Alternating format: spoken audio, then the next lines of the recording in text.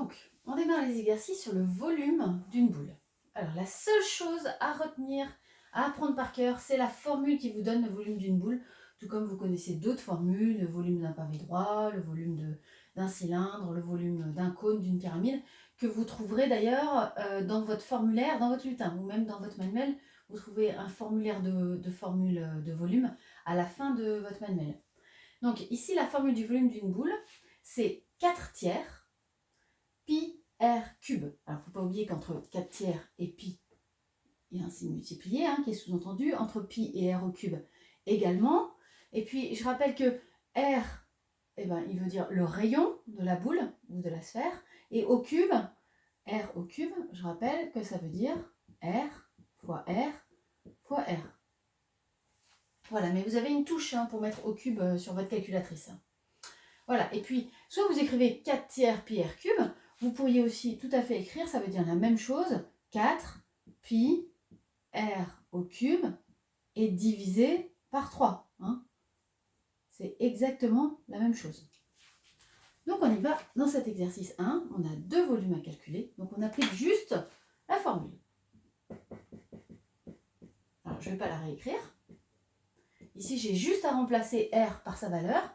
On vous parle d'une boule de rayon 3 cm, donc 4 tiers fois pi fois 3 au cube. J'ai juste à taper ça sur la calculatrice. Donc je tape 4 tiers fois pi fois 3 au cube, ou alors je tape 4 fois pi fois 3 au cube et divisé par 3. C'est comme vous voulez. Vous ne pouvez pas vous passer de calculatrice ici. Donc fois 3 au cube divisé par 3. Et la calculatrice m'affiche 36 pi. Ça, c'est la valeur exacte. N'oubliez pas le pi qui va avec. C'est la valeur exacte parce que dès qu'on multiplie un nombre par pi, comme pi n'est pas un nombre décimal, de toute façon, et ni d'ailleurs un nombre rationnel, c'est-à-dire qu'on ne peut pas l'écrire comme une fraction, eh bien, dès que vous ferez la multiplication par pi, vous ne pourrez pas avoir de valeur exacte.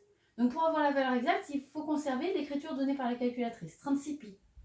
Et puis, une valeur rapprochée, on utilise la touche SD de la calculatrice, et puis on vous demande une valeur approchée arrondie au dixième, donc un chiffre après la virgule, environ 113,1. On n'oublie pas l'unité. Le rayon est donné en centimètres, donc le volume en centimètres cubes. Voilà pour le premièrement. Deuxièmement, c'est presque la même chose, sauf qu'on ne vous donne pas le rayon directement, mais on vous donne le diamètre, 5 cm. Alors si le diamètre D vaut 5 cm, alors forcément, le rayon vaut la moitié, 2,5 cm, la moitié de 5. Et on recommence, on applique notre formule. 4 tiers fois pi, fois pi, fois 2,5 au cube. On tape ça sur la calculatrice.